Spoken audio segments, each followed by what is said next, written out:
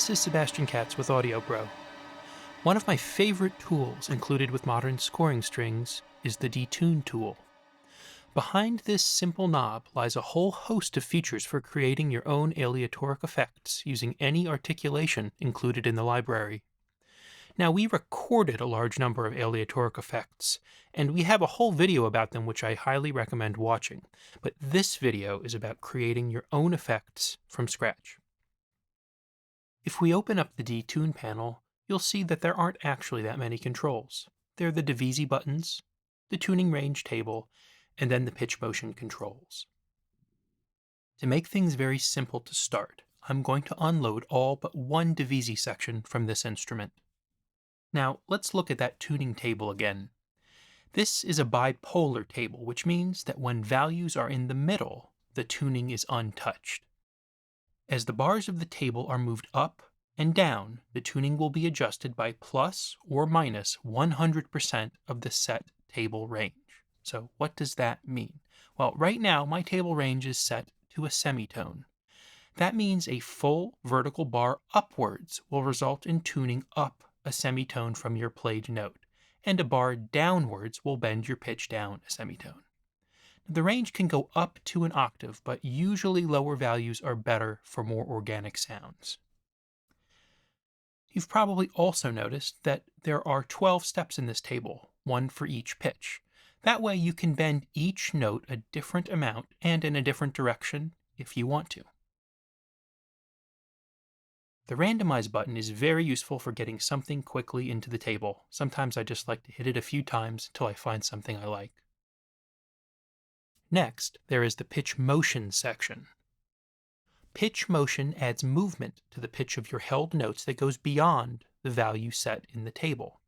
So the pitch will waver at a speed and in a range of your choosing.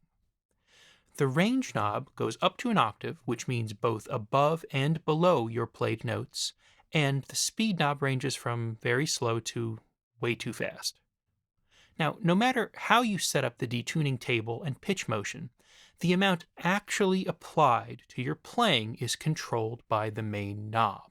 So one way to think about it is that you program the maximum amount of detune you could want, and then use the knob to dial in what you want in real time. And the real-time factor is the critical bit here.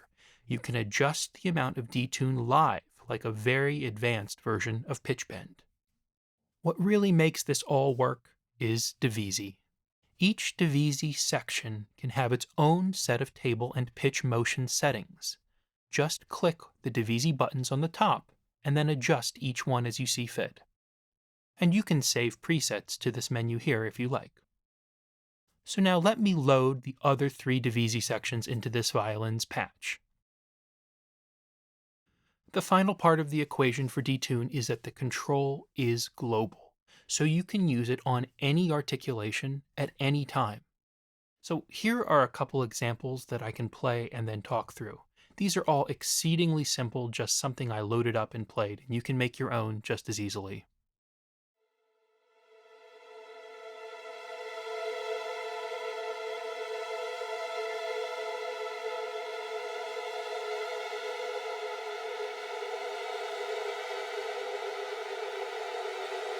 This example is just two notes, but because we have all four Devisi sections going with discrete detuning settings, it really creates a nice effect.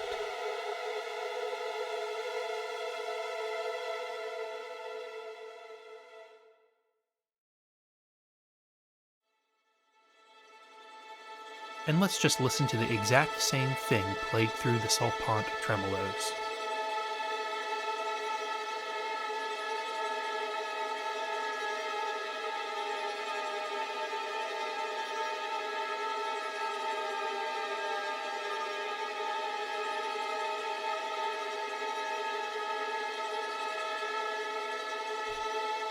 Of course, layering is also possible and works really well. So here are some violas with trills and harmonics layered together.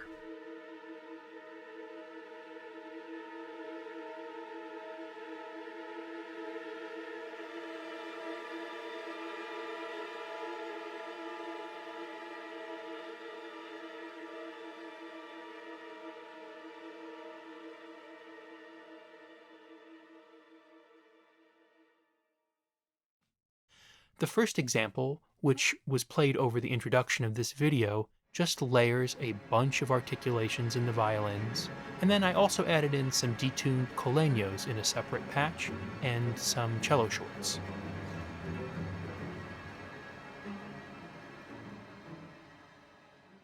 Short note patterns also are ideal candidates for the detune knob. If you have something that already is compositionally sort of creepy sounding and you want to take it to the next level, try adding a little detuning on top. So here's an example of some creepy writing, and I'm not just referring to the sloppy playing, but I haven't added detune yet. Now, let's listen to the same thing with detune added.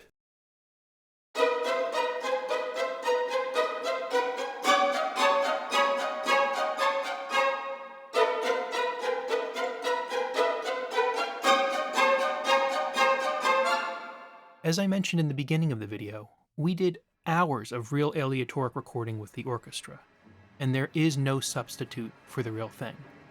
But there's some low-hanging fruit here that I haven't mentioned. You can of course layer these manual aleatoric performances with the real recorded aleatoric performances. I really encourage everyone to try out these tools just to get a feel for them.